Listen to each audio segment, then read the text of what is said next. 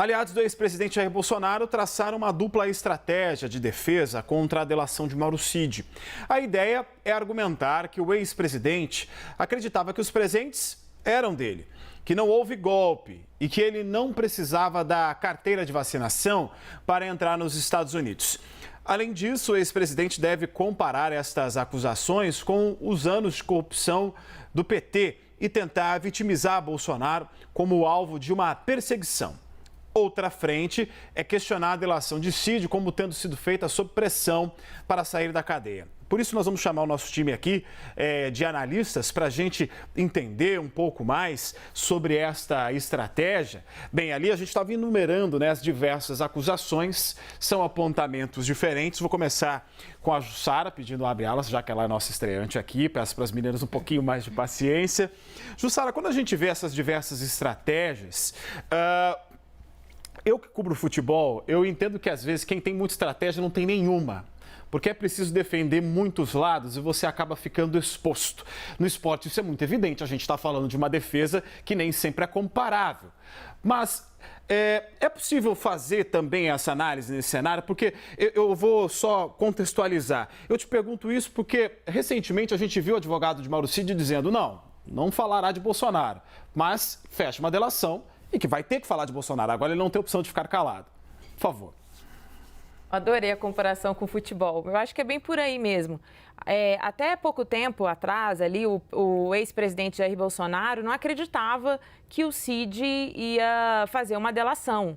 Né? Acreditava que ele ia conseguir segurar ali, né, tudo que viu. E ele viu muita coisa. É importante lembrar que o Cid, ele passava o tempo inteiro grudado com o ex-presidente Bolsonaro. Inclusive, ficava, acho que mais com o ex-presidente do que a própria ex-primeira-dama Michele Bolsonaro. Então, isso é fato. Então, Cid tem muito o que dizer. Como o entorno do ex-presidente Jair Bolsonaro não sabe o que o Cid vai dizer, o que disse, né? Porque ele já prestou 3 longos depoimentos e tem mais o que dizer a Polícia Federal, então eles estão, é exatamente isso, não sei do que me defender e vou criando várias estratégias. Todo dia vem uma estratégia diferente para saber, para tentar ver qual desses argumentos vai tentar rebater. O que, como ainda a delação do Cid está em sigilo, o que a gente consegue observar aqui nos bastidores é que o entorno do presidente Jair Bolsonaro está preocupado porque não sabe exatamente o que vem, né?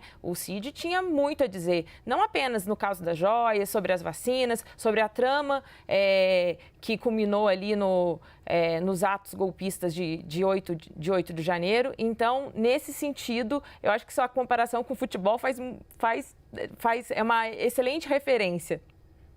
Continuar então batendo bola, agora vou passar para a Renata. Renata, eu cobri um bom período da Operação Lava Jato quando trabalhava lá em Curitiba e vi algumas prisões preventivas que duravam um bom tempo, né? Mais de um ano. Recentemente, o Mauro Cid ficou 4 meses preso e agora está solto. A gente pode entender que essa delação foi feita sob vara ou é uma interpretação muito mais própria da defesa para tentar encontrar uma forma de justificar a argumentação do ex-presidente? Jairo, as ironias, né, que a política brasileira nos indica, nos coloca o tempo inteiro, porque se você for puxar pela memória, Jair Bolsonaro foi eleito nessa bandeira de combate à corrupção, foi muito beneficiado em termos de ambiente político, justamente por conta do avanço da Lava Jato, que mirou, sim, muito o PT, mas causou ali estrago em todo o ecossistema político brasileiro. Então, ele se valeu muito desse discurso, de tudo que estava vindo à tona, né? O que justamente era um trabalho que, em muitas medidas, vinha sendo possível por conta dos delatores, e agora a gente se vê na situação de a defesa dele explorar o caminho de que essa delação não pode ser levada a sério, porque tanto a Justiça, né, quanto o Ministério Público estariam coagindo, né, forçando uma delação. Dá para a gente dizer que as coisas são comparáveis?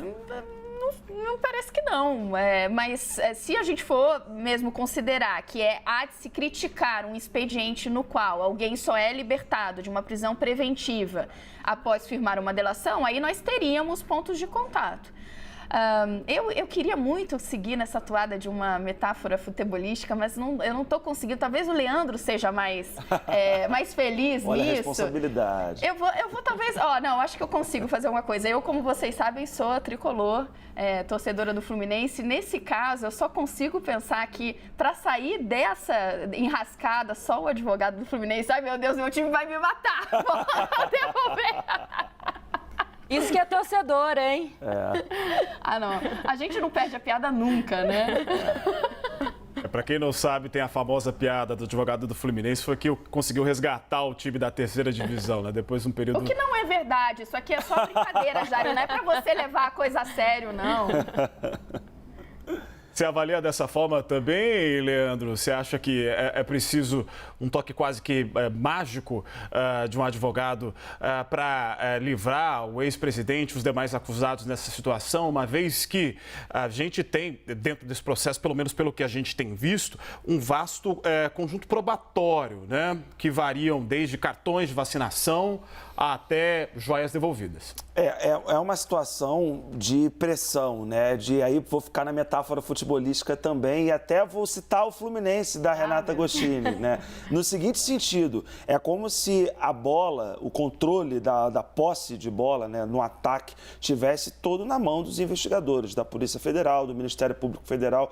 Essa coisa bem Fernando Diniz, de toca a bola para lá, toca a bola para cá, toca a bola para lá, uma pressão gigantesca. O problema, às vezes, do Fernando Diniz é que isso não resulta em gol, né? Ele conquistou o primeiro título da carreira. Agora está na seleção brasileira, mas enfim, muitas vezes esse toque de bola, toca para um lado, abre uma investigação aqui, abre uma investigação ali. Bolsonaro é alvo de quantas? O Mauro Cid, quando teve na CPMI do 8 de janeiro, o dado que a gente comentou muito aqui, é de que ele já era alvo de 8 inquéritos, alguns mais avançados do que outros. Mas se chega no momento do jogo, da vida e da investigação, que não adianta só você ficar abrindo frente de investigação, tocando a bola para o lado. Tem que avançar e entregar alguma coisa. A delação do Mauro Cid me parece que é o momento de maior pressão sobre o Bolsonaro desde que ele saiu do governo. Por ser esse militar, né? Sara e Renata já falaram e a gente já falou bastante sobre isso. Essa figura super próxima do ex-presidente da República,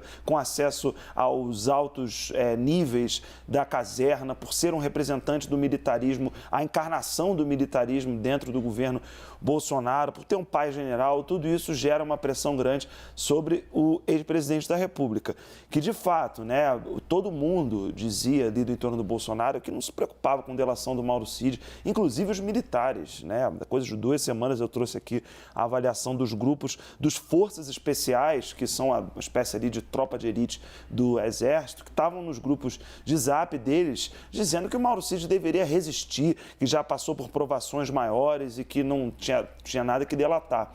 Pois bem, perderam essa aposta. O Mauro Cid delatou. Mas saberemos, enfim, o conteúdo do que ele entregou às autoridades, se isso virar denúncia e quando essas denúncias forem efetivamente protocoladas. Bem, seguindo na toada não das 4 linhas da Constituição, mas do campo, já que a gente está falando agora, a próxima analista é a Larissa, que já trabalhou no ramo esportivo. A pergunta que eu faço é a seguinte: diante desse cenário, a melhor defesa é o ataque a estilo primeira-dama, que diz que pretende fazer do limão uma limonada, que pretende abrir uma loja de joias, ou seria a melhor defesa seria o silêncio, como fez o casal Bolsonaro diante da Polícia Federal?